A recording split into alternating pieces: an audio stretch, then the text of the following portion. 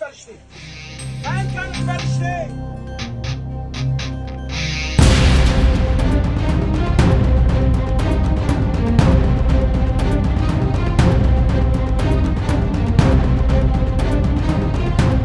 दोस्तों, इजराइल एक बड़ी आपदा से जूझ रहा है। बीते कुछ दिनों से इजराइल पर एक तरीके से ऐसी आफत टूटी हुई है कि अब उसका जो एडमिनिस्ट्रेशन है, लोकल एडमिनिस्ट्रेशन जो है, वो पूरी तरीके से चरमरा गया है। प्रशासन को वहां के समझ में नहीं आ रहा है कि इससे किस तरीके से पार पाया जाए, और इसका असर गजा में भी देखने को मिल रहा है। इसके चक्कर में गजा के लोग भी परेशान हो रहे हैं। मैं आपको बताता हूं कि यह पूरा मामला क्या है। दरअसल बीते कुछ दिनों से गजा में और इजराइल में भयंकर बारिश और तूफान आया हुआ। हालात ये हैं कि सड़कें लबालब भर गई हैं और इजराइल के तमाम सारे इलाके जो है डूबने की कगार पर हैं, और यही हालात गजा में भी हैं। पूरी कहानी मैं आपको तमाम सारी तस्वीरों के साथ इस वीडियो में दिखाने जा रहा हूं कि वहां के क्या हालात हैं, गजा में किस तरीके से लोग बेघर हो गए हैं, किस तरीके से इजराइल तेल अवीव समेत तमाम सारे शहर जाम हो गए हैं, वो तस्वीरें भी आपको दिखाऊंगा। और इसके अलावा ईरान से जुड़ी एक बड़ी खबर है। ईरान ने एक ऑयल टैंकर जब्त कर लिया है। किसका ऑयल टैंकर है, कहां से आ रहा था, कहां जा रहा था, और इससे क्यों यह माना जा रहा है कि इससे इजराइल को एक बड़ा और तगड़ा झटका लगा है ईरान के इस एक्शन से, यह खबर भी आपको दिखलाने की कोशिश करेंगे।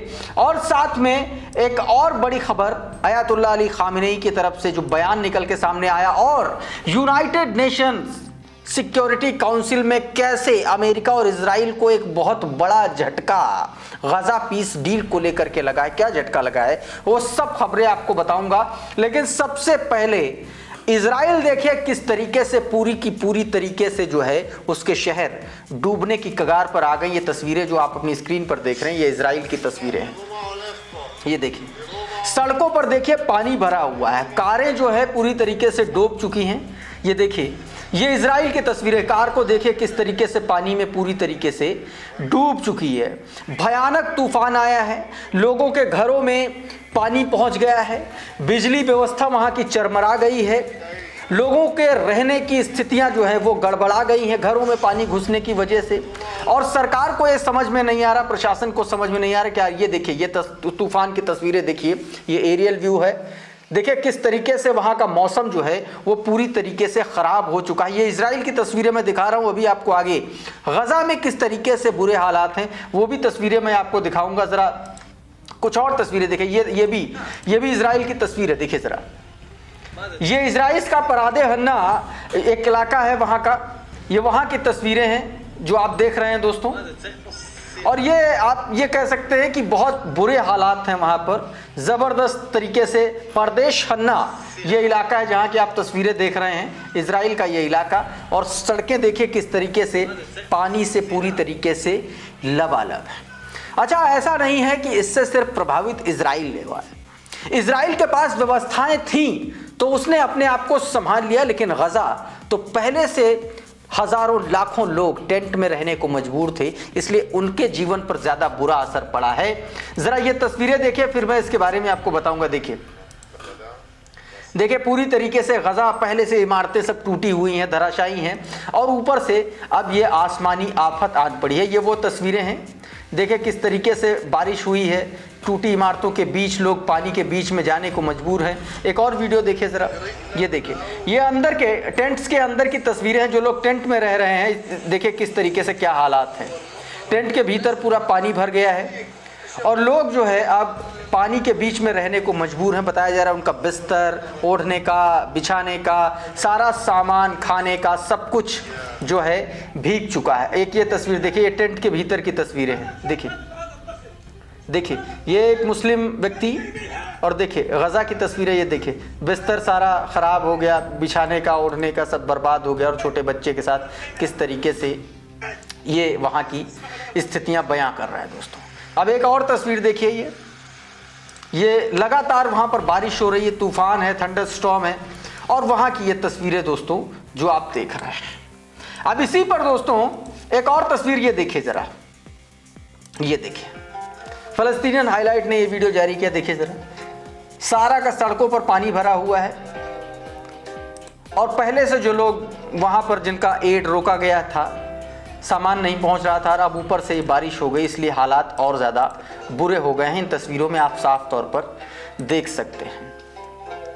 देखिए ज़रा, पैलेस्टीनियन हाइलाइट्स लिखता है, heartbreaking scene as rain water flood the war torn Gaza Strip leaving many displaced Palestinian struggle for shelter.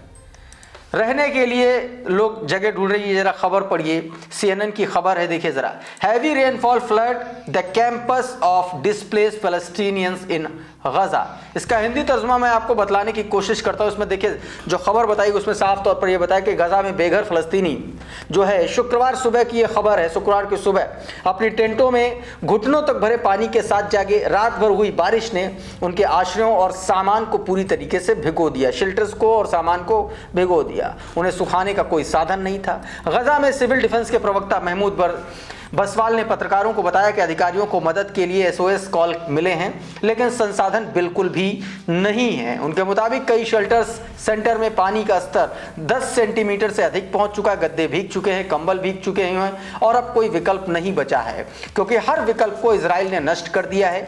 तमाम सारी इमारतें आप देख रहे हैं कि सीज फायर के बावजूद 1500 इमारतें, BBC की रिपोर्ट बताती है, उसने गिरा दिया।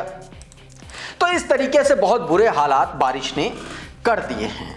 उधर दोस्तों, इजराइल के लिए एक और खतरे की घंटी हरमोज जल डमरू मध्य में बजी, जब ईरान ने एक ऑयल टैंकर को सीज कर दिया, कब्जे में ले लिया आपने। जरा ईरान ऑब्जर्वर की यह खबर देखिए, बता रही कि Iran carried out a retaliatory operation the seizures of a oil tanker Talara in Persian Gulf is a response to an attack of an Iranian vessel near Yemen। Yemen के पास ईरानी vessel पर attack के बाद एक oil tanker को Persian gulf में Iran ने एक तरीके से कब्जे में ले लिया। कुछ और खबरें हैं जो कुछ और बता रही हैं, उसके बारे में भी मैं आपको बताने की कोशिश करता हूं। जरा ये खबर देखिए, आर्या नाम का ट्विटर हैंडल है, उसने जो लिखा है अंग्रेजी में, देखिए मैं आपको इसका हिंदी तर्जुमा बताने की कोशिश करता हूं। देखिए इसमें क्या बताया गया, यह खबर देखिए। इसमें बताया गया कि ईरान ने संभवतः एक ऑयल टैंकर को रोककर उसका रूट बदलवा दिया, उसको भगाया और कहा कि यह जहाज ईरानी समुद्री सीमा की तरफ बढ़ रहा था। UAE के तट से करीब 40 किलोमीटर दूर मार्शल आइलैंड के झंडे के तहत, उसका झंडा उस पर था, ये क्रूड ऑयल टैंकर था जो UAE से सिंगापुर की ओर जा रहा था। अचानक ये ऑयल टैंकर अपने मार्ग से दूसरी मार्ग की तरफ आया और ईरान की तरफ मुड़ गया। एमरी के अनुसार यह बताया गया कि जब यह जहाज UAE से सिंगापुर की ओर जा रहा था, तब हॉर्मुज जल डमरू मध्य के दक्षिण हिस्से में गुजर रहा था, तभी 3 छोटी नावें टैंकर के पास पहुंची, यह बताया गया दोस्तों। और उसके बाद ये मामला, ये इसके आगे एक और बड़ी खबर है दोस्तों जो मैं आपको बताना चाहता हूं। जरा करंट रिपोर्ट की ये खबर देखिए, इसमें क्या बताया गया।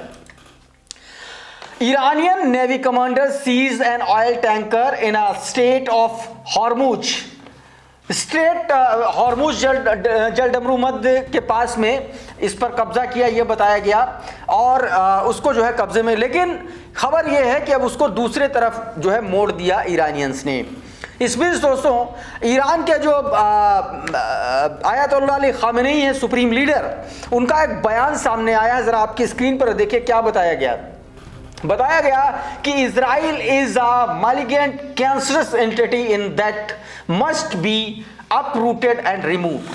साफ तौर पर बताया गया कि इजराइल जो है वो एक तरीके से पूरे मिडिल ईस्ट के लिए कैंसर जैसा है और उसकी जो पहचान है, उसकी जो भौगोलिक स्थिति है, उसको पूरी तरीके से रिमूव किया जाना चाहिए, उसका कोई अस्तित्व नहीं बचा है। और इसी को लेकर के दोस्तों एक और बड़ी खबर UNSC में, जरा द प्रेस टीवी की ये हेडलाइन पढ़िए, मैं इसकी हिंदी ट्रांसलेशन आपको बताता हूं। China, Russia, Arab nation reject US Gaza plan at UN security council.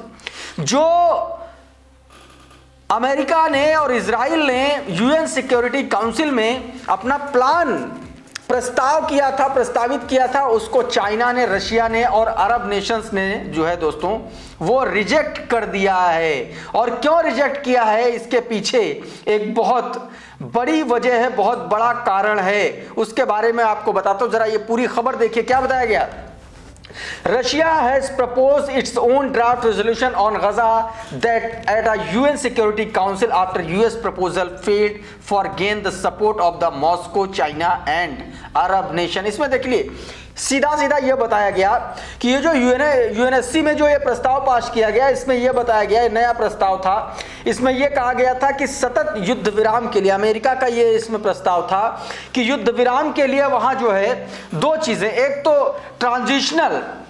Transitional body यानी कि गवर्नेंस बॉडी, एक ऐसी बॉडी जो अस्थायी हो, उसका निर्माण हो। दूसरा अंतरराष्ट्रीय स्टेबलाइजेशन फोर्स, यानी कि एक ऐसी फोर्स जो अलग अलग देशों के जिसमें लोग हों।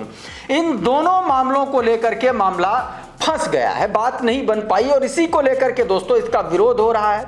इस प्रस्ताव में दो तीन चीजें हैं। एक तो फलस्तीनी अथॉरिटी की भूमिका स्पष्ट नहीं है, क्योंकि आप समझिए कि अमेरिका एक बड़ा गेम बीच में करना चाहता है। वो चाहता है कि गजा की पूरी अथॉरिटी उसके पास आ जाए और यहीं पर रशिया आप देखिए, रशिया और चाइना जो दो ऐसे देश हैं यूएनएससी में जो बड़ा मजबूत है और इनका वीटो बड़ा काम करता है, और यहीं पर मामला फंस गया। और इनका पूरा का पूरा जो है बोर्ड ऑफ पीस है, उसका जो पीस प्लान का एक जो इनका एजेंडा है बोर्ड ऑफ पीस, वो असली वजह है और उसी पर सवाल उठाते हुए जो है इसको रिजेक्ट कर दिया गया है यूएनएससी में। यह खबर उसी को लेकर है दोस्तों।